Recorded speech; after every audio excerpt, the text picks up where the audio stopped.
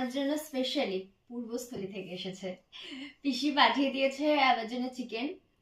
আমি জানি পিসি রাগ করেছে, বাট কিছু করার নেই। কারণ হচ্ছে কি যে, ও হ্যাঁ, কি পারপাসে যাওয়ার জন্য সেটা হচ্ছে কি যে কার্তিক পুজো, পিসিদের ওখানে কার্তিক পুজো খুবই সুন্দর হয়। আর অ্যাকচুয়ালি আমার ঠান্ডা লেগেছে, আর এখন যদি আমি যাই ওখানে আমার আরো ঠান্ডা লাগবে, অ্যান্ড দেন এসে আমি পড়তে পারবো না, পড়া মোড়া কামাই হবে, সামনেই এক্সাম আছে আবার, সেই জন্য আর যাইনি। যার জন্য একটু রাগ হয়েছে, যাই হোক, কি আর করা যাবে। কিন্তু রাগ হলেও পিসি দেখো আমার জন্য কিন্তু মাংস বানাতে ভুলেনি। পিসির হাতে মাংস আমার ভীষণ ভালো লাগে, পিসির হাতে তৈরি মানে রান্না করা মাংসটা।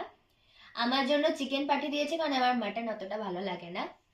আর চিকেনটা আমি খাচ্ছি, মানে খুবই কম খাচ্ছি, মানে আমি সেই এক্সামের মানে এক্সামের শেষ হয়ে যে গেছিল সেদিনকে খেয়েছিলাম, আবার আজকে খাচ্ছি। আর মা আর বাবার জন্য মাটন পাঠিয়েছে।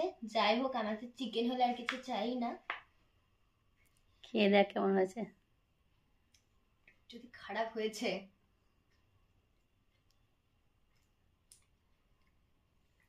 পুরো মানে রেস্টুরেন্টের খাবার মনে হয়। হিপ্পি ভালো হয়েছে। থ্যাংক ইউ পিসি। হ্যাঁ, হেভি হয়েছে। পিসি বলে মানে বাবা কাঁকড়া আনে না বাড়িতে, আমি জানি না কেন, বলে যে কাঁকড়া আনা যাবে না বাড়িতে। তাই কাঁকড়া খাইনি বলতে গেলে। আমি বোধহয় আমার লাইফে বোধহয় একবারই কাঁকড়া খেয়েছি, সেটা পিসিদের বাড়িতে খেয়েছিলাম। আর তারপরে যতবারই গেছি ততবারই পাওয়া যায়নি। তো পিসি বললো যে পিসি মশাই নাকি আজকে ভোর 4টে নাগাদ পাটুলির বাজারে গেছিল, বাট ওখানে কাঁকড়া পায়নি আনফর্চুনেটলি। তো কাঁকড়াটা করার কথা ছিল, পাইনি, সেই জন্য করতে পারিনি। বাট ঠিক আছে, কি আর করা যাবে। বাট থ্যাংক ইউ পিসি পাঠিয়ে দেওয়ার জন্য। আর দারুণ হয়েছে খাবারটা, মানে রান্নাটা হেভি হয়েছে।